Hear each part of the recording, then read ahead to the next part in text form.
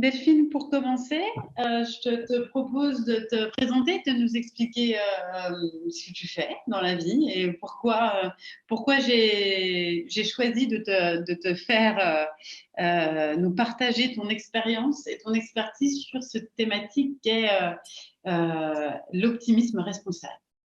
Bonjour, alors bienvenue à toutes. Je vois que pour l'instant on est que des femmes, à croire que la posture attire plutôt les femmes. C'est pas anodin. Moi, Delphine Zanelli, ça fait presque 30 ans que je travaille dans le développement du management et dans le nouveau mode de leadership. J'ai commencé par travailler sur les compétences, sur les soft skills des managers. J'ai depuis 5 ans un podcast qui s'appelle Entreprise de demain, dans lequel j'explore les pratiques des pionniers. J'essaie de ne pas livrer de mode d'emploi, mais plutôt des sources d'inspiration dans lesquelles on peut puiser des choses importantes. Le leadership, la clé, c'est quand même de se connaître, d'être soi-même, de se faire confiance pour pouvoir faire grandir ses équipes. Donc voilà, toutes les clés qui permettent ça. Et j'ai un filtre fort sur le fait que je suis quelqu'un qui a une tendance à avoir le verre plein, qui est plutôt optimiste. Mais j'aimais bien la notion d'optimiste responsable. C'est une discussion que j'avais eue avec Marie Robert, qui est philosophe que je connais bien, que vous connaissez peut-être sous le nom de philosophie sexy. Parce que pour moi, c'était pour aussi montrer que c'était un optimisme ancré. C'était pas un optimisme béat, c'était pas la méthode « oui, je vais bien, tout va bien », mais qu'il est fondamental. Et c'est vrai que récemment, j'ai refait un épisode avec Marie Robert là-dessus en début d'année, parce que je trouve que dans ce qu'on vit aujourd'hui, c'est fondamental. Et plus récemment encore, j'interviewais la présidente d'un des Big Four que vous aurez sur le podcast lundi, de l'audit, qui me disait qu'elle s'était coupée d'une partie des informations, des plateaux télé, pour se plonger dans des ouvrages de réflexion parce que ça la rendait pas bonne dans son boulot. Donc pour vous dire, jusqu'à la prise de conscience de gens qui vont travailler avec des revues de presse très poussées, mais qui vont poser une limite en se disant sinon, tout ce qu'on nous demande, tout ce qu'on nous donne, tout ce qu'on nous passe comme news, fait que moi, je vais perdre cette posture que je dois avoir. Donc voilà. Merci Delphine, j'allais te poser une question mais qui regroupe exactement ce que tu viens de dire. Je voulais te demander ce qui initialement t'avait attiré vers ce concept d'optimisme responsable. Tu nous as déjà, quand tu as décrit, quand tu t'es décrit et que tu as décrit ton parcours, bien imagé ça. Mais si je reprends ce que tu viens de dire, est-ce que la conjoncture aussi et ce qui s'est passé ces dernières années ont pu augmenter cette attirance que tu as pu avoir sur ce concept? Ou est-ce que même avant, c'était quelque chose qui était, que tu traitais? Non, je pense que je suis comme ça. C'est un sujet que je traite et sur lequel j'avance depuis très longtemps. J'ai souvent échangé avec Philippe Gabillier, qui est une référence sur la notion de l'optimisme. Pour moi, l'optimisme, c'est ce qui nous permet d'agir, en fait, tout simplement. Donc c'est vraiment, je dis toujours d'ailleurs, Sophie Plumer, qui fait partie d'un collectif de podcasteuses comme moi, reciter une citation redonner ce matin une citation sur Instagram de notre dernier épisode ensemble, où je disais qu'on n'a pas toujours le choix des événements qui arrivent, mais on a toujours le choix de la manière dont on réagit. Pour moi, c'est un motto, c'est quelque chose d'important. Voilà. Mais ce qui était important, et ce que plus récemment j'ai identifié, mais ça fait déjà 2-3 ans, c'était l'importance de cette posture pour le leader. Parce qu'en fait, j'aime bien enquêter sur le leadership, et dans tous les leaders que j'ai observé cette posture. Mais ce qui ne veut pas dire du tout qu'ils niaient la vérité, qu'ils ne parlaient pas de leurs difficultés, qu'ils ne parlaient pas. Voilà. C'est pour ça que la notion de responsable, elle est importante. Merci Delphine. Et on va donner de toute façon très rapidement une définition sur laquelle on va pouvoir échanger ensemble. Donc du coup, ça permettra de comprendre ce qu'on entend par optimisme et ce qu'on entend par responsable. Tout à fait. Super. Je vais me représenter brièvement. Je suis Noémie Guérin, fondatrice d'un cabinet qui s'appelle Santé du dirigeant, qui a un ADN particulier. Je crois fermement au fait que acculturer une entreprise sur le sujet de la santé mentale et de la prévention des risques psychosociaux, en arrivant à avoir, c'est ce que Delphine disait tout à l'heure, une vraie incarnation de cette préoccupation par les fonctions dirigeantes, fera qu'on arrivera à avoir une entreprise tout entière qui met en place des mesures qui ont du sens sur cette notion de santé mentale, sur cette notion de prévention des risques psychosociaux. Et donc, c'est pour ça que j'ai donné ce nom à mon cabinet, même si je travaille avec toutes les strates de la société, des collaborateurs, du nouvel arrivant jusqu'aux dirigeants. Il y a un lien fort pour moi entre santé mentale et leader optimiste et responsable, entre santé mentale et optimisme responsable. On en parlera au cours de ce webinaire. Et aujourd'hui, j'interviens la plupart du temps sous forme de conférences, d'ateliers et de formations sur divers sujets qui tournent autour de la santé mentale en entreprise. Pour commencer, j'ai dessiné un chemin qui me semblait intéressant d'avoir pendant cette heure que l'on va passer ensemble. Dans un premier temps, définir ce qu'est l'optimisme responsable. Pourquoi c'est essentiel pour un leader et une entreprise? On a déjà donné quelques pistes en parlant aussi du climat et de l'environnement dans lequel on évolue aujourd'hui. Et puis, quelques pistes pour savoir comment on peut le développer et cultiver cet optimisme responsable. Et c'est bien d'en parler, mais qu'est-ce qu'on peut faire concrètement? Et ça, c'est Delphine qui pourra nous expliquer ce qu'elle peut mettre en place. Moi, je pourrais faire le pont aussi avec mon domaine d'expertise sur ce qui peut être développé pour pouvoir contribuer à cela dans les interventions qu'on peut voir ou les échanges qu'on peut avoir avec les fonctions aussi ressources humaines en entreprise. Je voulais vous poser déjà une première question. Quelle est, avec une faute en plus, votre définition de l'optimisme et que signifie l'optimisme pour vous? Si vous pouvez répondre dans le chat ou prendre la parole, on n'est pas nombreux, donc autant en profiter. Prendre la parole pour répondre à cette question. Vous m'excuserez pour la coquille.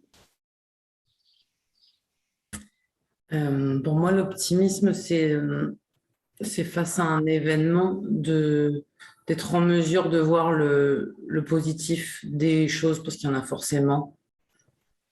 Il y a le négatif, mais il y a aussi le positif toujours, même si des fois il est plus difficile à voir, mais je pense qu'il y en a partout. Merci. Je peux prendre la main. Pour moi, la définition de l'optimisme, c'est d'être conscient de cultiver sa joie. Merci.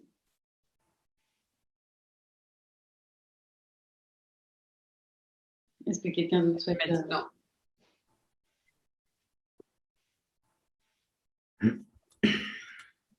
Quelqu'un d'autre souhaite prendre la parole? Non, c'est bon.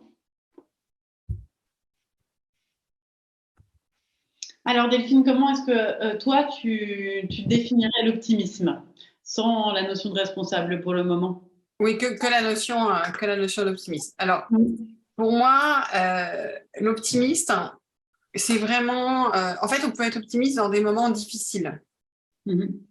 En fait, l'optimisme, c'est la posture qu'on choisit de prendre pour réagir à quelque chose, pour agir. Voilà. Donc, c'est la posture qui nous met dans l'action.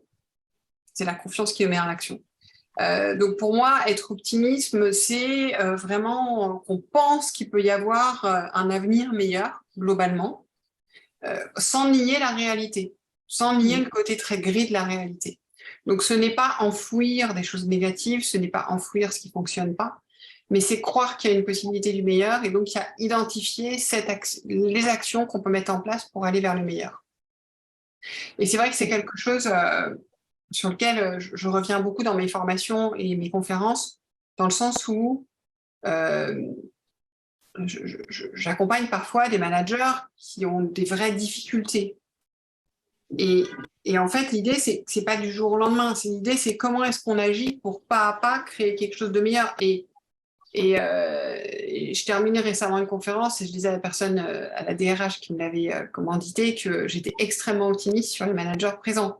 Donc, elle m'a regardée à l'air de dire comment c'est possible. Je lui dis, en fait, ils ont fait des actions suffisantes en quelques jours pour me donner confiance dans le fait qu'ils vont, voilà, et ils ont un cahier des charges, enfin, une feuille de route qui fait qu'ils vont pouvoir continuer.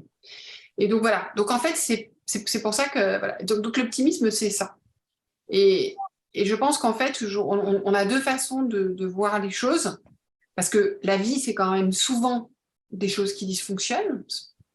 Le flow de la vie, il n'est pas là 24 heures sur 24, loin de là. Et donc, c'est comment est-ce qu'on continue à avancer et à construire quelque chose par rapport à ça. C'est pas la crédulité. Là où on peut parfois penser, comme tu disais tout à l'heure, la méthode Coué, oui, je vais bien, tout va bien. On peut entendre ça hein, pour les personnes qui Tout peuvent. à fait. Non, mais c'est pas en tout cas ma conviction. Et ce qui est important, c'est que ça peut être dans des périodes très sombres. Ça peut être dans des périodes dures. Une période dure d'une entreprise au niveau économique, une période dure d'individu, d'avoir, voilà. Et la posture du leader va être importante. Et elle ne veut pas non plus dire qu'il va cacher les choses. On va pas cacher les choses. Mais on va dire, voilà, on a confiance à la lumière de ce qu'on a fait précédemment, on a la confiance qu'on peut continuer parce que... Et je crois, tu faisais le lien avec la santé mentale. Pour moi, l'optimisme, c'est une condition nécessaire à notre santé mentale. En fait. Tout à fait. Tout à fait. Et puis, alors, je suis en train de préparer pour cette semaine une conférence où on fait le lien entre la santé mentale et le bonheur. Et scientifiquement, hein, c'est prouvé aujourd'hui qu'il y a 50% de notre perception du fait que l'on soit heureux ou pas, qu'on ait touché le bonheur ou pas, qui vient des choses que l'on met en place tous les jours et de notre mentalité et de l'état d'esprit dans lequel on se trouve. Le reste étant, la plupart du temps, facteurs héréditaires et les facteurs psychologiques dans lesquels on a évolué depuis qu'on est tout petit. Donc, dans un contexte où aujourd'hui, il y a 49% des salariés qui se disent en hyperstress, je trouve ça, et tout le bilan que l'on peut faire sur les troubles anxieux et les troubles dépressifs qui sont en forte croissance dans notre pays, je pense qu'on peut vraiment remettre ça aussi en perspective en expliquant qu'on a aussi la possibilité, et c'est là où je trouve que le lien est très intéressant avec l'optimisme responsable, d'agir sur ça. Ça ne veut pas dire qu'on pourra tout changer, parce qu'être malade, c'est quand même et on pourrait travailler tous les jours sur le sujet. Il ne faut pas nier non plus l'aspect pathologique de la maladie, mais avec les thérapies cognitives et comportementales qu'on met aussi en place dans la psychologie, on sait qu'on peut agir sur le système de pensée, et agir sur le système de pensée pour se rétablir, c'est favoriser l'optimisme. Donc, la boucle est bouclée. Complètement. Ouais. Oui, vas-y, Delphine. C'est là où on voit aussi que par rapport on parlait de santé mentale et sur la santé mentale en entreprise, il y a le rôle de l'entreprise, mais il y a aussi le rôle de chacun, parce qu'à un moment donné, c'est quand même une posture qu'il faut choisir. D'où j'adore la notion de responsable. Parce que je trouve qu'on évolue quand même très souvent dans une société où on nous infantilise et c'est important que chacun prenne aussi sa responsabilité. C'est Julia de Funès qui parle très bien de ça, hein, mais est-ce que l'employeur est garant du bonheur des employés?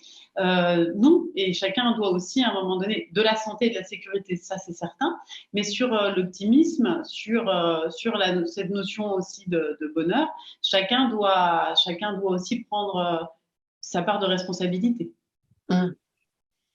Donc, l'optimisme responsable, c'est quoi exactement? Je suis partie sur cette définition de la mentalité qui va allier espoir d'un avenir meilleur avec une action réfléchie, comme tu le disais, pragmatique pour réaliser cet avenir. J'ai aussi utilisé le mot conviction pour faire une différence positive et la notion de conscience aussi, des réalités, des défis du monde. Est-ce que ça te parle, cette définition? Complètement. Je pense que...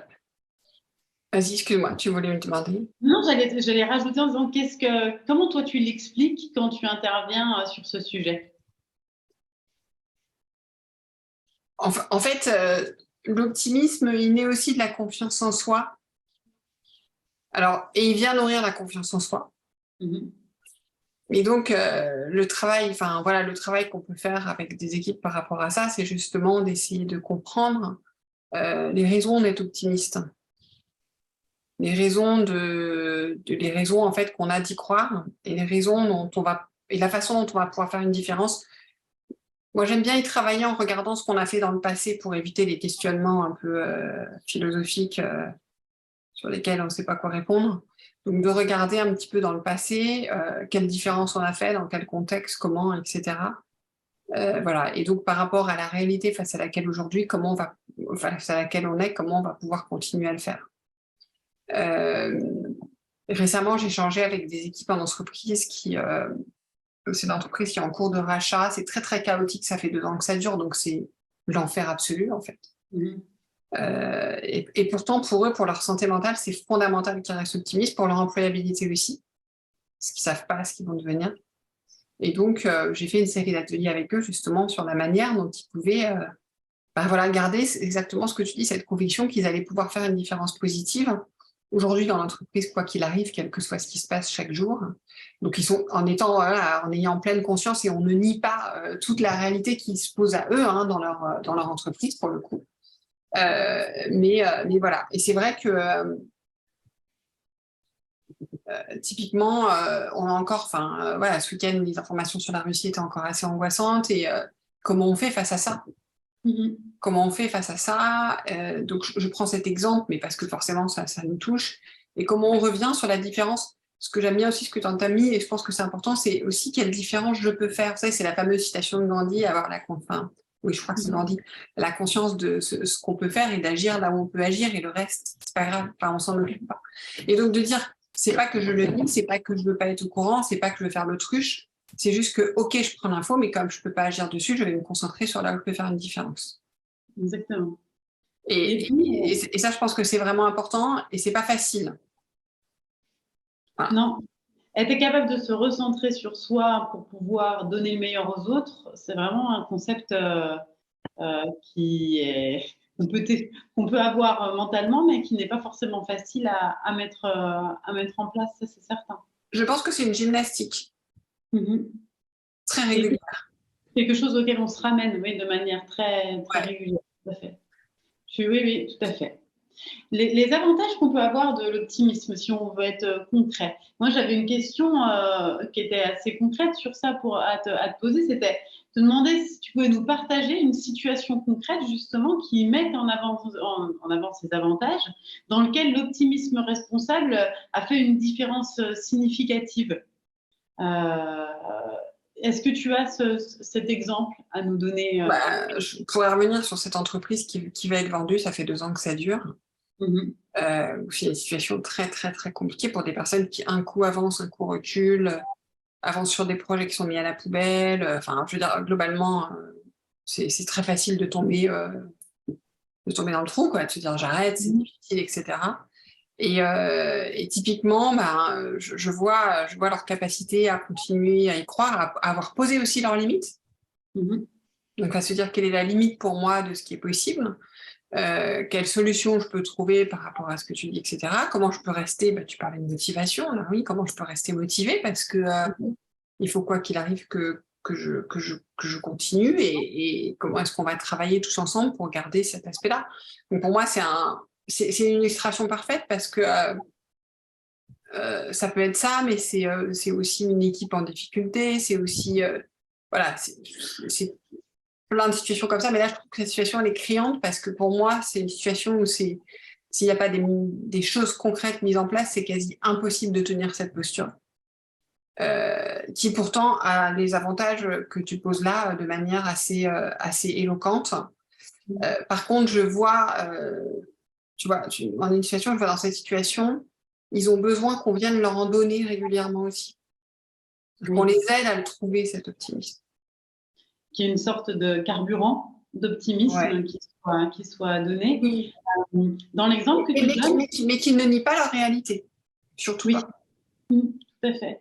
Oui, qui ne vient pas embuer les problématiques qui sont réellement présentes, comme là. Voir qu'ils les font bien ressortir en disant, et si ça ne vous plaît pas à terme, vous allez bosser où, comment vous travaillez là-dessus aujourd'hui aussi. Moi, je trouve ça important aussi dans ce lien. Alors, on sort de la semaine de la QVCT, donc ça fait beaucoup de liens, je trouve, aussi sur dans quel état on mobilise nos équipes jusqu'au bout dans ce genre de transition, parce que il y a aussi, malgré le contexte, la responsabilité de l'employeur sur le sujet, qui est de prendre soin de la santé de ses salariés et de la santé mentale. Et dans un contexte, comme tu l'expliques, on peut voir sur des signaux collectifs l'augmentation justement du turnover, l'augmentation de l'absentéisme. C'est des choses que l'on pourra percevoir parce que l'entreprise est en difficulté et que, du coup, les équipes souffrent. On va mettre des vrais mots dessus. Et je trouve que l'optimisme responsable, comme tu le décris, ne va pas nier la situation, mais peut faire en sorte qu'on fasse évoluer les équipes et sortir les équipes de cette situation dans le meilleur état de santé possible. Ouais. Et après, l'idéal, c'est de s'entraîner avant ces situations. Mm-hmm. Donc, l'idéal, comme on dit toujours, c'est de s'entraîner quand tout va bien pour du coup avoir des mécanismes quand c'est beaucoup plus difficile. Je fais toujours le parallèle avec la santé psychologique et la sécurité, puisqu'on est quand même bien sûr de sécurité. Quand on prépare pour tout ce qui est situation d'urgence en cas d'incendie, on a tous connu, que ce soit à l'école ou plus tard en entreprise, l'alarme qui se met en route, sortir, se positionner, savoir où on se positionne, comment on fonctionne pour le jour où il y a véritablement un incendie, avoir les bons réflexes qui ont été intériorisés. Donc ça me fait vraiment penser à ce que tu expliques, c'est-à-dire que souvent en France, et je faisais encore un article sur LinkedIn très récemment sur le sujet, la prévention primaire, on ne connaît pas vraiment, et on intervient déjà dans le cas, comme tu l'expliques, d'un incendie, parce que là, c'est quand même assez similaire déjà à une situation avérée et puis une situation de risque éventuel. Et s'entraîner au préalable à ce genre d'exercice, créer déjà, comme tu disais, les connexions et les exercices de musculation de l'optimisme responsable avant même qu'on ait besoin de le mobiliser autant, ça me paraît effectivement essentiel. Est-ce que toi, tu as la sensation, comme moi je peux l'avoir, d'agir plutôt comme le pompier qui éteint l'incendie, souvent en entreprise, plutôt que véritablement en prévention primaire? Oui, bien sûr, mais en fait, parce que c'est un peu l'histoire de la vie aussi. On est beaucoup plus souvent, je veux dire, on va se mettre au sport quand on sent que ça va plus du tout. Donc souvent, on attend le moment plus difficile. La bonne nouvelle, c'est que c'est possible quand même. Mm-hmm. Ça, c'est important. La bonne nouvelle, c'est que c'est complètement possible. Et que voilà, au moins, on est face à des situations qui sont réelles. Mais oui, bien sûr que... Ça serait mieux d'avoir une certaine hygiène.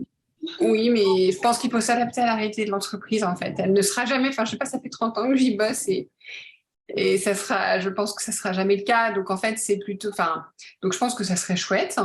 Mais c'est mon côté optimiste. Tu vois, voilà, ce qui m'importe avant tout, c'est de me dire est-ce que j'ai les bons outils pour aider quand ils contactent, quelle que soit la situation, en fait. Voilà. Okay. Et c'est tout à fait la posture optimiste responsable, parce qu'en fait, je prends la donnée, qui est celle-là. Voilà. Ce qui amène aussi à développer des formats adaptés, parce que souvent, on dit on veut faire ça, mais on n'a pas le temps. Donc, c'est pour ça que j'ai découpé, là, par exemple, cette entreprise, une série d'ateliers d'1 heure sur le temps du déj pour ceux qui veulent. Et puis, peut-être qu'il y a de plus en plus de monde, on refait des thématiques, parce que l'idée, c'était de s'adapter aussi à leurs contraintes. Donc, voilà, c'est de dire aussi, forcément, ce qui serait parfait serait plutôt de faire autre chose, mais c'est pas grave, on avance, c'est essentiel. On se saisit, oui, exactement. J'ai eu le cas récemment dans une entreprise sur une sensibilisation auprès d'un codir avec une situation sur laquelle idéalement il aurait fallu qu'on le fasse sur un temps plus long et on s'est retrouvé à avoir une seule heure pour pouvoir parler du sujet. Et effectivement, on a pris ce qu'on avait à prendre et on a essayé de faire passer le message qu'on avait à faire passer avec les ressources humaines de cette entreprise à ce moment-là. Et c'est ça, c'est se dire qu'au moins on agit. On pourrait très bien se dire, non, c'est pas suffisant pour traiter de la thématique, mais non, on met les choses en place et on se dit, on se sert du temps qu'il nous reste pour pouvoir mettre les pierres qu'il faut poser à ce moment-là. Ouais, complètement. Concrètement, moi j'ai pris 2 exemples ici pour expliquer en quoi ça pouvait consister de manière vraiment concrète dans notre contexte professionnel et contexte personnel, mais j'en ai profité pour faire un petit clin d'œil au niveau environnemental aussi, vu que le sujet est quand même clairement d'actualité. contexte professionnel, on peut imaginer ça. On est manager, les temps sont durs, les ventes sont en baisse. On peut être dans une posture plutôt passive, plaintive, ou on peut être dans une posture où on essaye de mobiliser les équipes et de réfléchir à comment on va pouvoir surmonter cette épreuve. C'est ça, être un leader optimiste responsable pour toi, Delphine? Oui, mais il y a une étape complémentaire.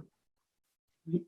C'est accepter qu'on n'a pas la solution et aller chercher dans le passé des preuves qu'on est collectivement capable d'y arriver. En fait, Concrètement, c'est très important. Ça veut dire, je m'adresse à mon équipe, par exemple, dans cette situation. C'est de dire, voilà, nos ventes sont en baisse. La réalité, c'est que c'est pas simple. Voilà, c'est que pour équilibrer notre bilan ou je ne sais quoi, il nous faut avoir fait tant de ventes d'ici 6 mois. Si on ne rééquilibre pas, il y aura des conséquences sur l'emploi, etc. Aujourd'hui, si je m'adresse à vous, c'est que je n'ai pas la solution tout seul et que j'ai besoin de vous. Donc, à la fois, je donne la vraie réalité des choses. Je nie pas le fait que c'est pas juste que j'aime qu'on ait des ventes en croissance, c'est qu'il y a vraiment. Donc voilà, j'ai besoin de vous. Par contre, ce que je sais, c'est que l'année 2020, avec le Covid dans cette période, etc., voilà ce qu'on a su faire. L'année, etc., voilà ce qu'on a su faire. On connaît des cycles régulièrement. Voilà ce que vous avez su mettre en œuvre, voilà ce qu'on a su collectivement faire. Et donc, je sais qu'on a les ressources pour le faire. Par contre, comment on va y aller? C'est ensemble que je veux qu'on regarde aujourd'hui et de voir aussi comment est-ce qu'on va pouvoir se servir de cette nouvelle période peut-être pour remettre à plat des façons de faire qui vont nous permettre d'aller plus loin finalement que notre objectif. Voilà. Et vraiment cette posture de commencer par la réalité. Alors, en fait, quand on commence par des réalités abruptes comme ça, il faut tout de suite rassurer. En fait, il ne faut pas nier les choses, mais il ne faut pas laisser, parce que ça, l'erreur. Alors moi, j'ai commencé par la communication, donc j'ai eu tellement de discours de dirigeants à faire en expliquant à un moment donné, il ne faut pas laisser les gens dans le côté, parce que parfois c'était oui, il faut qu'ils se réveillent. Oui, mais enfin, il faut qu'ils aient confiance pour agir quand même. Hein. S'ils pensent que c'est tout cuit, ils vont se dire que c'est futile, ils vont partir. Quoi. Donc voilà, donc c'est vraiment trouver cette bonne balance.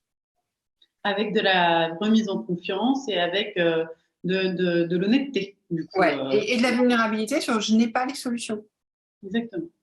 Ouais, alors c'est un autre sujet, mais qui est très intéressant et très lié, je trouve, la vulnérabilité, être capable de dire, effectivement, on est en difficulté, la situation est telle situation aujourd'hui. La vulnérabilité va aussi avec cette notion de discours, pas de doux mensonge, quoi, de discours qui fait face, le courage matériel, on peut l'appeler de plein de manières, hein, mais c'est vraiment ça. Et je trouve que ça va vraiment ensemble. Développer la compétence de l'optimisme responsable va avec la compétence courage matériel. Oui, parce qu'en fait, si on n'adopte pas cette posture, on va passer par il se fait des idées. Oh, mais il rêve. Ouais, donc, il y a besoin d'avoir cette posture de moi aussi, je suis comme vous, je doute. Moi aussi, je suis comme vous, c'est difficile pour moi cette période. Moi aussi, il y a des matins où j'ai plus envie d'y croire. Parce que quand vous avez dit ça, d'abord, alors tu parles de sécurité psychologique, pour moi, ça laisse la place à ce que les gens le disent aussi déjà. Donc, parce que pour pouvoir créer cette posture d'optimisme, il va falloir qu'ils puissent poser les obstacles, en fait, dont ils ont besoin de se débarrasser. Et si nous, on ne le fait pas en tant que leader, ils ne vont pas le faire. Donc, il y a vraiment tout ce miroir. Mais c'est pour ça que pour moi, c'est une vraie posture de leadership. Et elle ne va pas sans le set complet des outils du leadership, en fait. Avec une vraie posture aussi d'exemplarité sur le sujet dans ce que tu dis. Exactement. Et je vais te laisser venir sur le contexte personnel, mais ça me fait penser à quelque chose que j'ai eu en conférence, mais qui était sur ce sujet personnel. Enfin, je vais y revenir après. Non, vas-y, fais le lien, c'est très bien. Moi, parce que j'avais récemment, je faisais une conférence, c'était à l'automne dernier, sur quelle entreprise voulons-nous demain. Il y avait, c'était un centre d'appel, il y avait des managers et des collaborateurs, et j'ai un collaborateur qui m'a dit non mais vous avez une vision trop optimiste des choses, tout est foutu. De toute façon, vous avez bousillé l'environnement, on n'a pas l'avenir. Bon, la conversation n'était pas sur l'environnement. On n'a pas d'avenir, etc., etc. Et donc là, je me suis dit, bon, je lui ai dit merci de me faire prendre conscience de votre éco-anxiété parce que je n'ai pas toujours cette conscience qu'elle existe, en fait. Donc, c'est important. Et il m'avait dit, vous êtes optimiste, que vous n'avez pas le choix, vous avez des enfants, etc. Et je lui dis, l'optimisme n'est jamais une obligation. Je vais vous expliquer pourquoi je le suis. Et en fait, je lui dis, je comprends complètement votre posture et je pourrais avoir la même dans ce domaine et dans plein de domaines de la vie plein de fois, mais il y a un moment donné, en fait, avec cette posture, soit on s'enterre, on arrête tout, soit on essaye de regarder autrement. Je lui dis, il n'est en aucun cas, l'idée, c'est absolument pas de nier tout ce qui est là, mais de se dire comment je peux agir. Et vous ne pouvez pas vous demander comment vous pouvez agir si vous n'y croyez pas un tout petit peu, si vous ne croyez pas un tout petit peu sur le fait que vous pouvez avoir un impact. Et si vous n'allez pas prendre appui sur ce sur quoi vous avez déjà un impact, sur quoi les autres ont un impact, etc. Et donc, face à cette attitude du changement climatique, on peut pointer du doigt les autres pays, les choses, etc., ou on peut décider déjà des choses de soi, pour soi, sans condamner les autres pour autant. Et en fait, voilà. Et du coup, on a été amené à reconstruire ce truc-là parce que c'était trop fort chez lui pour pouvoir le laisser seul. Mais voilà, c'est comme ça que ça s'est invité dans une conférence absolument pas sur le sujet, mais parce qu'il sentait, j'avais même pas parlé d'optimisme, il sentait dans ma posture que j'étais extrêmement optimiste et pour lui, c'était une agression. Donc c'est d'ailleurs intéressant aussi.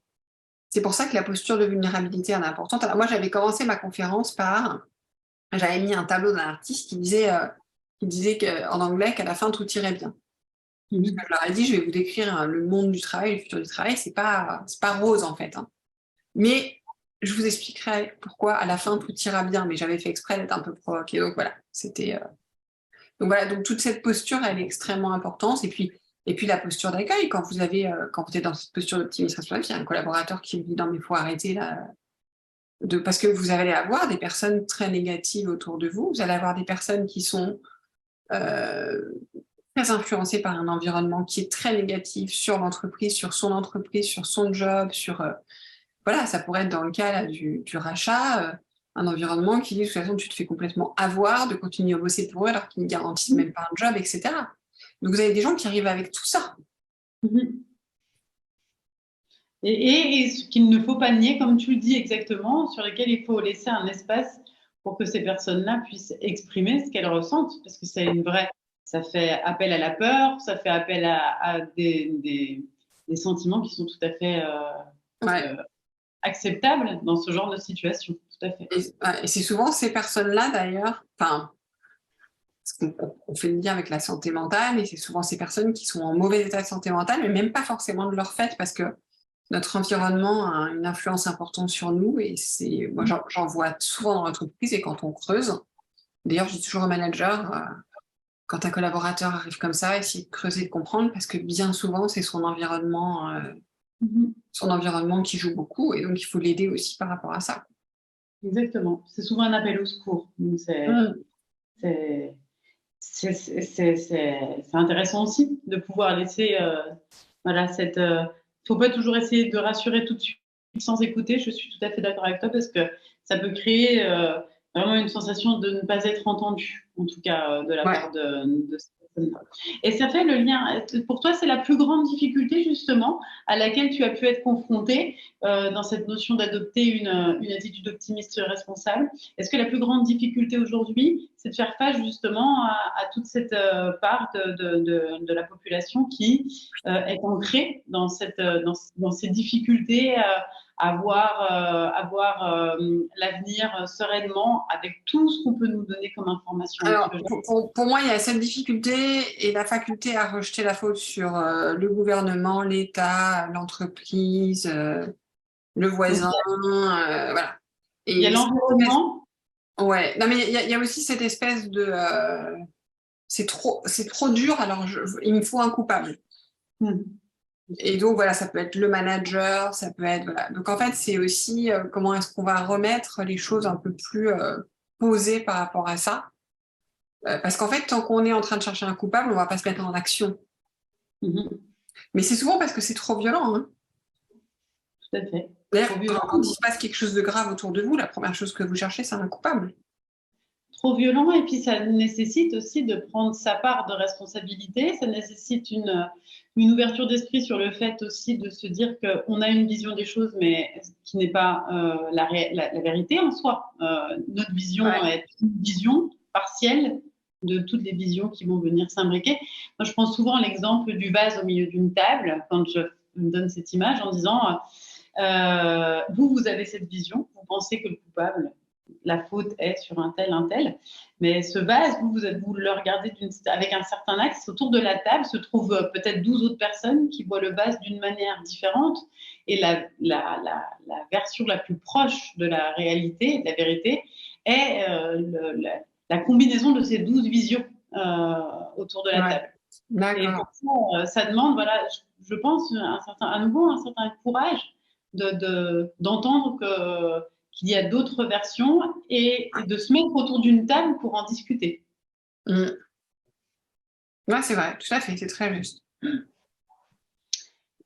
Pourquoi l'optimisme est essentiel pour un leader, pour une entreprise? Donc là, j'ai repris ce que j'ai exprimé déjà tout à l'heure, mais qui me semble important, et on vient d'en parler. C'est parce qu'il y a la moitié aujourd'hui des salariés français qui peuvent être en souffrance, pas uniquement du fait du travail en soi, c'est une combinaison de nombreuses choses, mais en tout cas, aujourd'hui, on se retrouve avec des effectifs qui peuvent être fortement touchés par des troubles anxieux, par du stress, par des troubles dépressifs, par de la fatigue persistante, par ce qu'on peut appeler le syndrome d'épuisement professionnel. Et de ce fait, on ne peut pas nier, ou on ne peut pas juste dire aujourd'hui, comme on le disait il y a quelques années, sa santé mentale, vie perso, voilà ce qu'on associe souvent, ça reste à la porte du travail, et aujourd'hui, ça, nous, on ne gère pas.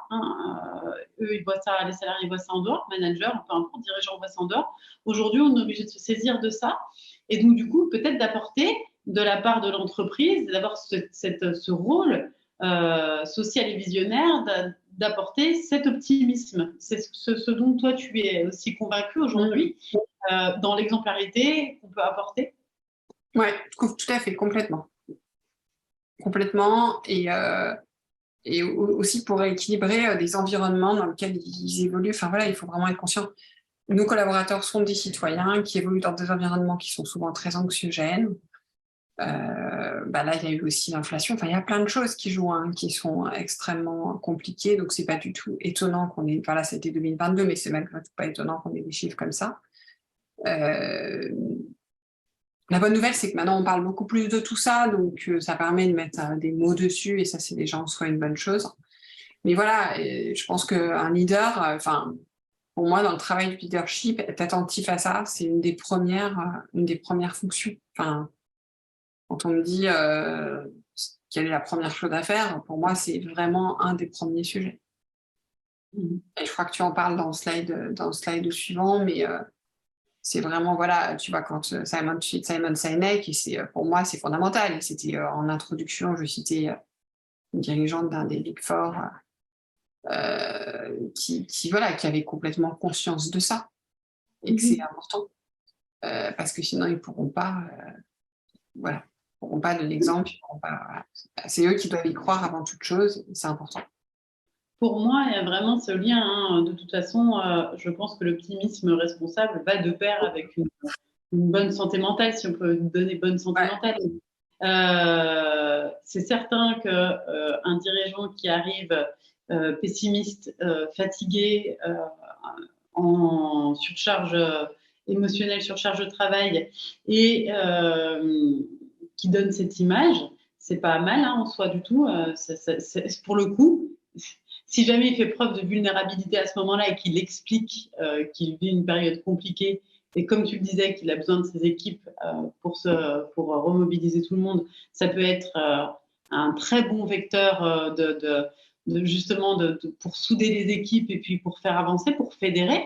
Mais à l'inverse, s'il reste dans cette situation-là et que c'est ce qu'il montre aux équipes, c'est quand même compliqué derrière d'avoir des équipes qui, de manière autonome, vont faire preuve d'optimisme et de vision et d'envie de s'engager pour la suite. Il y a un leader que j'interviewais aussi pour la rentrée pour le podcast sur leadership, justement, parlait, alors pas à mon micro, il en avait parlé avant, mais du fait que quand il ne se sentait pas suffisamment en forme, il se retirait. Qu'en fait, il valait mieux qu'il parte 2 jours qu'il annule tout, plutôt qu'apparaître dans cette posture où il n'était plus capable d'y croire voilà, trop fatigué, trop usé, trop voilà. Et ça, je pense que c'est extrêmement important, difficile mais important. Et important de l'expliquer, je pense, de ne pas se taire sur le... Non, Sur non, le... de pas se taire. Alors après, je pense que là, dans ce dirigeant en question, je pense que ses collaborateurs, à force, le connaissaient, donc ça faisait partie de son mode de fonctionnement. Mais oui, de dire, voilà, là, je pars m'isoler 2-3 jours parce qu'en fait, je n'ai plus la capacité de faire face à, j'ai pas envie de vous emmener dans mon truc, hein.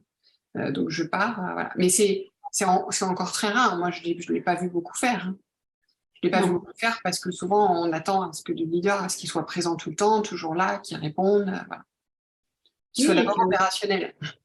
qu'il se taise ou qu'il fasse preuve de force sans Ça, ouais. forcément montrer ce genre Complètement. de moment de vie qui arrive à tout le monde, concrètement. Qu'on Ouais. le montre pas, c'est un fait. Non, puis on ne peut pas toujours attendre les vacances, en fait, parce que Non. parfois, on a besoin de faire un break avant pour des raisons X ou Y. Et, Bon, bah, surtout qu'en France, en gros, on travaille de manière ardue pendant peut-être 47 semaines et le reste, les 5 semaines, nous permettent de respirer, mais ça ne suffit pas. Et puis, on n'est pas franchement fait pour fonctionner de cette manière-là. oui, Mais et puis parfois, c'est pas le moment où on en a besoin. C'est-à-dire que bon, on a tendance à prendre 15 jours, 3 semaines en août ou enfin l'été parce que c'est là qu'en plus sur l'entreprise, on est un peu obligé de prendre sur des périodes de ce type-là.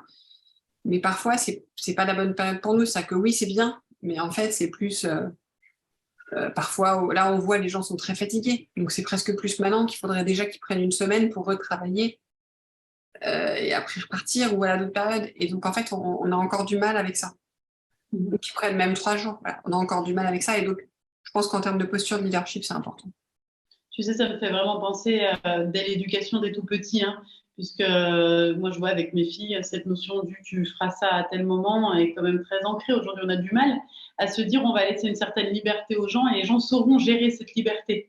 On est encore dans une espèce de contrôle en se disant, en contrôlant, on arrivera à faire rentrer les gens dans certains systèmes de fonctionnement. Alors oui, il faut pas nier la réalité. Comme dans l'éducation, on a besoin de cadres. Je ne suis pas en train de dire l'inverse. Et comme en entreprise, à certains moments, il y a des règles parce qu'on vit en collectivité et que si jamais il n'y a pas ces règles-là, c'est plus possible. Mais il faut les étendre un peu, il faut qu'on soit un peu plus élastique sur le sujet. Ça crée dans les classes, dans nos enfants, hein, des pauses pipi qui sont marquées et qu'en dehors, si jamais un enfant veut sortir pour aller, voilà, on lui dit non. Enfin, c'est excessivement.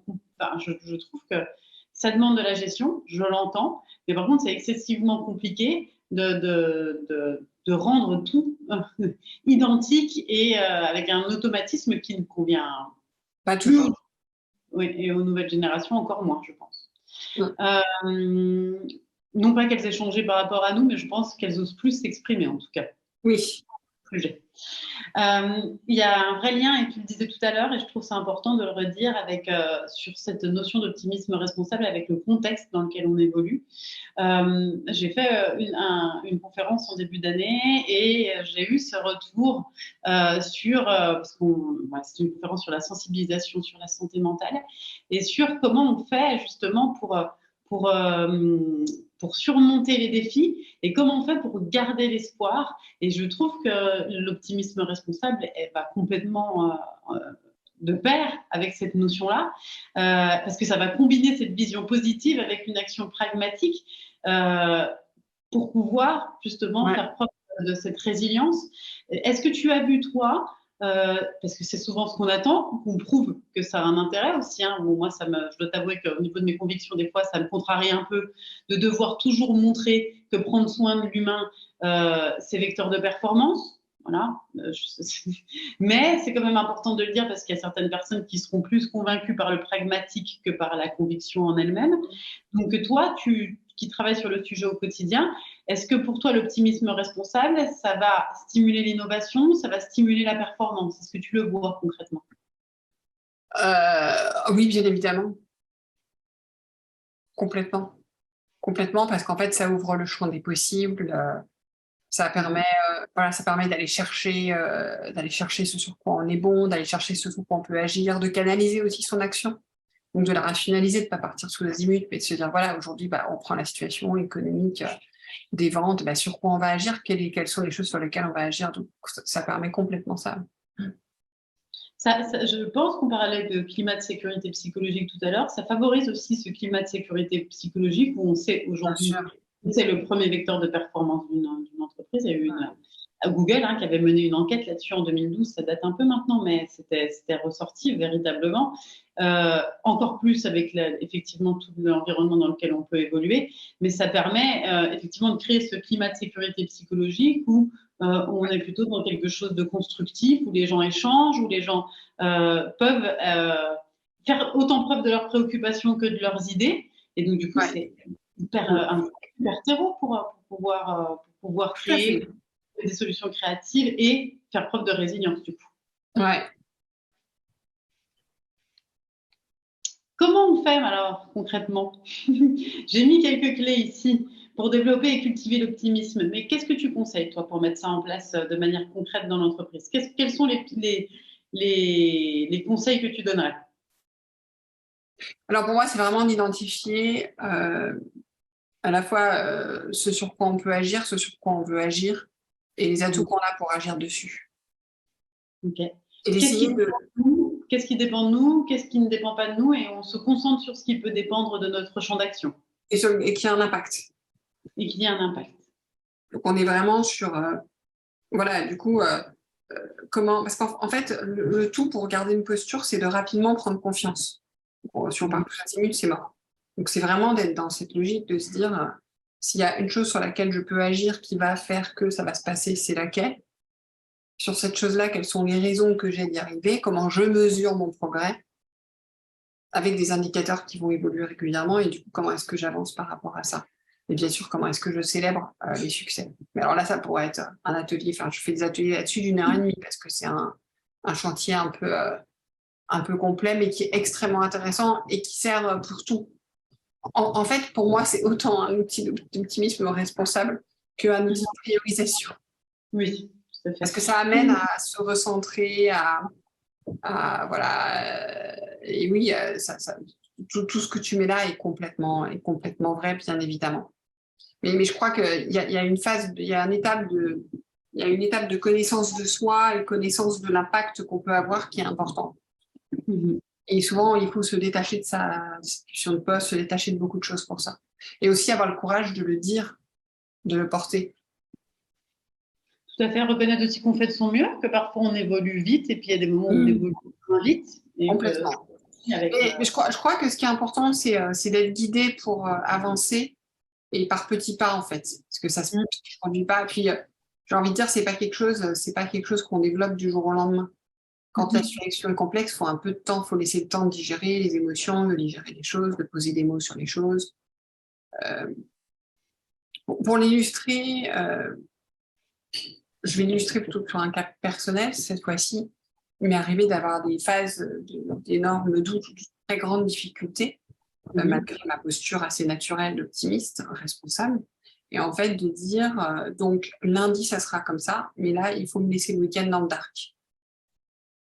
Et c'est OK. Et donc, c'est aussi d'avoir, quand on accompagne les gens sur le sujet, d'avoir cette prise de conscience-là et de dire, voilà, là, il faut laisser passer ce moment pour pouvoir passer à la suite. Parce qu'il ne faut pas, voilà, les émotions, il faut les gérer, il ne faut pas les refouler, sinon elles reviennent très fort. Et donc, comment est-ce qu'on arrive à gérer, comment est-ce qu'on dit à la personne, écoute, voilà, donc là, ce que je te propose, c'est de continuer à traverser ça. Et quand tu vas pouvoir, voilà, on va avancer comme ça, à ton rythme. Et souvent, c'est pour ça aussi que j'aime bien faire des ateliers parcellisés, c'est qu'en fait, j'aime bien que les gens aient le temps de décompter dans toutes les étapes. Parce que c'est vraiment pas des choses qui se font en une nuit, quoi. Je suis tout à fait d'accord avec toi sur cette notion d'accepter de se détendre dans la difficulté. On n'empêchera pas le fait qu'il y ait des moments qui soient plus éprouvants que d'autres. Il ne faut pas non plus tout le temps être en lutte et en contrôle, à se dire je vis un moment difficile, je vais surjouer justement l'optimisme pour que ça passe. Non, des fois, il faut simplement se dire c'est normal de passer par ce moment-là et j'accepte de passer par ce moment-là et de me détendre. Ça ne veut pas dire que j'irai mieux, mais en tout cas, ça veut dire que je laisse faire le processus pour pouvoir à nouveau derrière se remettre dans l'action. Et je te rejoins parfaitement sur cette idée-là. Je pense que c'est fondamental et que parfois, avec toute cette culture maintenant du bien-être, de l'optimisme, on oublie de dire aux gens, c'est normal aussi, et c'est en fait juste la vie, que d'avoir des périodes où on ne va pas bien. Et dans les périodes où on ne va pas bien, il ne faut pas forcément chercher à changer ça tout de suite. C'est clair. Prendre soin de soi physiologiquement, c'est aussi on parlait tout à l'heure d'hygiène et de rituels et de choses que l'on met en place. Alors, ça ne veut pas dire qu'on va le faire tout le temps, mais autant que faire se peut. Certains ingrédients nous permettent de conserver une bonne santé mentale et de faire preuve d'optimisme responsable au mieux. J'aime cette Marguerite qui l'illustre bien, le fait de mettre de l'amour, de manger sainement, de bouger régulièrement, d'apprendre à respirer, à se reconnecter à son corps, en règle générale. Et puis le sommeil, tout ça, ça fait partie du prendre soin de soi. Et effectivement, c'est très complémentaire aussi à l'optimisme responsable. Qu'est-ce que tu en penses? Complètement. Je suis tout à fait d'accord. On va conclure sur le fait que pour moi, pour toi aussi, je pense, l'optimisme responsable, ça nous concerne toutes et tous, tous les hommes, les femmes, les salariés, les managers, les dirigeants, à tout niveau de l'entreprise. Et je voulais te poser une dernière question. C'est quoi pour toi la prochaine étape en ce qui concerne justement le développement de cet optimisme responsable? La prochaine étape, c'est-à-dire? Comment, dans l'évolution que l'optimisme responsable a pu avoir ces dernières années, on voit qu'il y a de plus en plus de prise de conscience sur ce sujet. Le média de Catherine Testa, l'optimisme, ne fait que croître. Donc, c'est un sujet, je pense, qui parle de plus en plus à la population. C'est quoi la prochaine étape une fois qu'on a de plus en plus de personnes Est-ce que c'est un concept qui va se transformer? Est-ce que c'est un concept qui... Voilà. Pour toi, c'est quoi l'avenir de Je pense qu'on est loin d'y être. Donc, la prochaine étape, c'est de continuer à avancer. Les gens en ont beaucoup besoin, en manifestent beaucoup d'intérêt pour le sujet, toutes les personnes. L'idée, c'est de le diffuser et de passer au-delà de l'intérêt à l'utilisation, à quelque chose de plus concret. Peut-être de l'incarner soi-même pour pouvoir exactement. Tout à fait. Donner l'incarner pour pouvoir le faire rayonner. Tout à fait. Ça me paraît être une bonne base de conclusion sur cet atelier. On va prendre quelques minutes pour répondre aux questions. Si jamais certaines d'entre vous, toujours que des femmes, apparemment. Il n'y aura eu que des femmes. Bon, j'espère que dans le replay, il y a quelques-uns qui écoutent. Oui, exactement. Ce n'est pas qu'un sujet féminin. C'est pas un sujet féminin. Est-ce que tu constates que tu as plus de femmes que d'hommes? Tu disais au début que ça t'étonnait pas. En fait, je suis interpellée, alors pas dans mon audience du podcast, ça est complètement mixte. Mais dès que je fais, lié au podcast, dès que je fais des invitations, des conférences, des choses comme ça, vraiment liées au podcast, à chaque fois, j'ai beaucoup plus de femmes que d'hommes qui viennent. D'ailleurs, j'ai posé la question à les auditeurs hommes. Et puis, dans ma contractualisation, je crée énormément de femmes. Alors forcément, je travaille aussi beaucoup avec les RH et la communication, donc c'est un peu biaisé.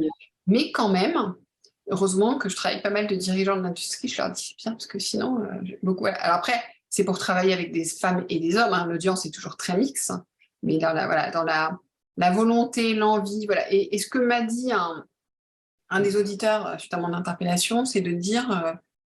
peut-être que nous, on se sent moins capable de faire évoluer les choses, capable de s'impliquer. Voilà. On a très envie, mais parfois, on est plus en retrait, on s'engage moins. Et je crois que la posture de la femme, d'une manière générale, fait qu'elle est engagée sur beaucoup de fronts dans sa vie et que l'homme est plus mono-tâche, mono-engagement. Voilà. Alors, je ne veux pas faire un truc de café du commerce. C'est ce que j'ai essayé d'analyser en posant la question à des auditeurs. Mais voilà, je le remarque d'une manière générale. Et c'est pas parce que c'est des sujets féminins, pas du tout. Il y a autant d'intérêt que, vous voyez, sur l'écoute, sur le podcast, il y a la même il y a la diversité. Mais quand il s'agit d'aller creuser, de passer à l'action, il y a plus de femmes qui passent en avant. Après, quand j'anime des conférences, quand je fais des formations, des ateliers, les hommes participent autant que les femmes. Donc, c'est vraiment sur cette notion de comment je m'engage ou comment je vais amener ça pour les autres que là, il y a un truc où il y a plus de femmes. Je comprends. Moi, je fais le même constat. J'ai beaucoup plus de femmes en intervention que d'hommes. Alors, mesdames, est-ce que vous avez des questions à nous poser?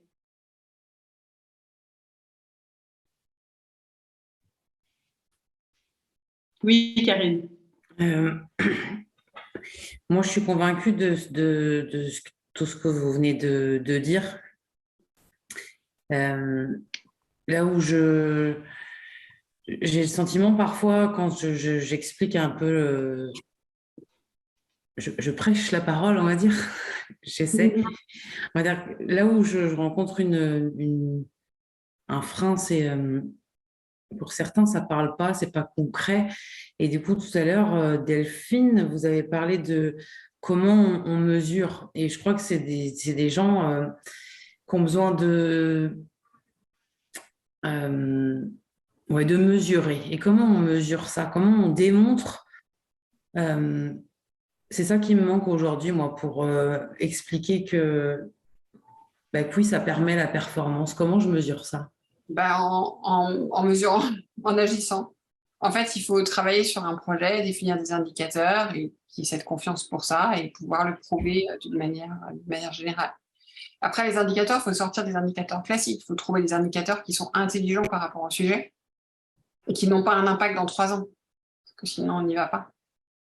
Tu as des exemples concrets, Delphine, d'indicateurs qui peuvent permettre? Ça va être très dépendant du sujet. Ça va être très dépendant du sujet. Ça peut être, comment dire... Alors, pour des entreprises qui ont des enquêtes régulières, des choses comme ça peut être à travers des enquêtes comme ça.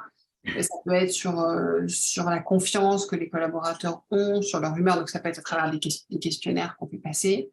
Ça peut être sur des projets par rapport à des solutions. Là, on parlait de ventes tout à l'heure, ça peut être sur des ventes. Mais si le seul indicateur, c'est d'avoir fait les ventes qu'il fallait faire dans 6 mois, c'est mort parce qu'on va se démoraliser. Donc, c'est dans ces cas-là, comment dans 15 jours on a commencé, qu'est-ce qui a commencé à avancer en 15 jours et pourquoi est-ce que ça nous fait croire qu'on va pouvoir continuer.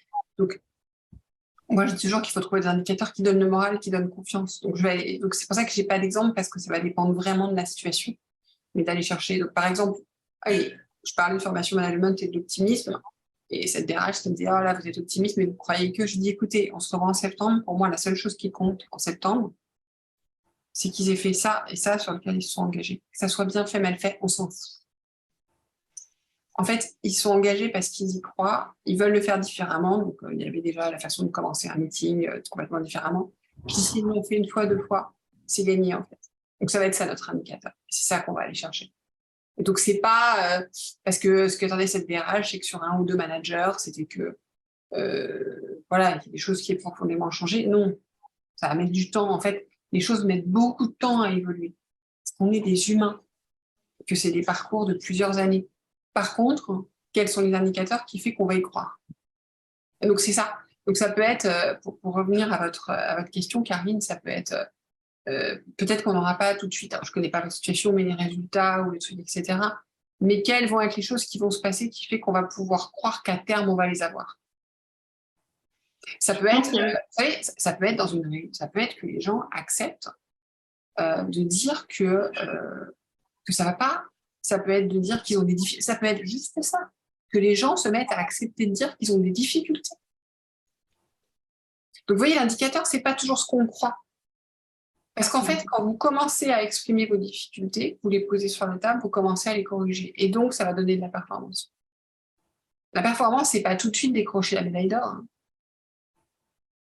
Non, et puis je pense qu'il y a vraiment aussi de sortir, alors c'est pas facile, Karine, mais sortir des indicateurs qui sont externes. Et il y a des indicateurs qui sont des indicateurs tout court. Idéalement, c'est ce que je disais tout à l'heure, on cherche tout le temps à faire le lien avec la performance. On est obligé de jouer le jeu et je pense que Delphine me rejoint sur le sujet. C'est un jeu auquel on est obligé de jouer, mais pas forcément par conviction de faire le lien tout le temps avec la performance. Parce que, en tout cas, la performance, parce que c'est comme tu disais, ça fait partie du jeu et on joue avec les règles du jeu actuel. Parfois, on aimerait aussi qu'il y ait de la conviction et pas toujours du pragmatisme qui soit lié. Oui, mais c'est la réalité. Enfin, encore une fois, je reviens sur la réalité de l'entreprise. Mais du coup, il faut trouver des indicateurs qui montrent qu'on pourrait atteindre les autres indicateurs. Je prends un exemple.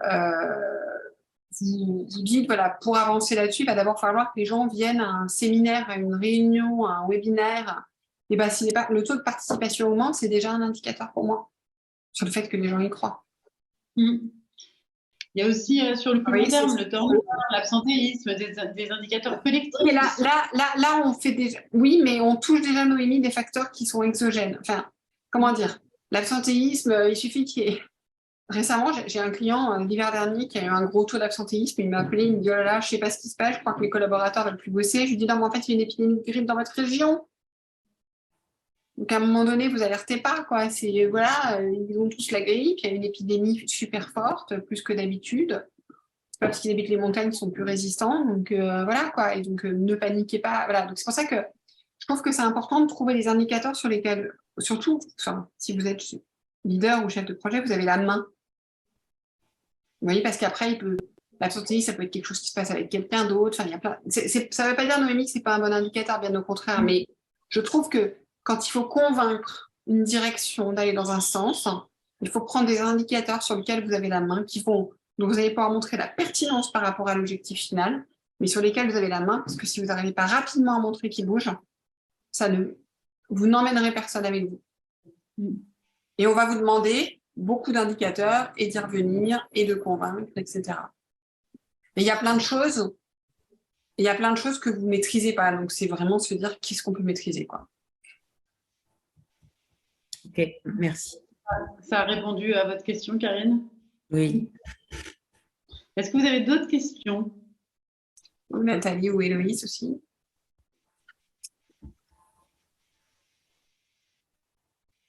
Je pense qu'on est arrivé. Après, si vous avez des questions asynchrones, et d'ailleurs pour ceux qui nous réécoutent, vous pouvez nous contacter sur LinkedIn. On répond par message privé et on se fera un plaisir de répondre. Avec grand plaisir. Je vous remercie d'avoir été présente pour ce webinaire et je vous souhaite à bientôt. Il y a Louise qui dit qu'elle n'a pas de questions, mais qu'elle nous remercie pour cette dose d'optimisme. Avec grand plaisir. Si on peut diffuser. Avec grand plaisir, c'est quand vous voulez. On peut en mettre une couche. Merci, bonne journée à tous. Merci beaucoup, Noémie. Bonne été. Merci, au revoir.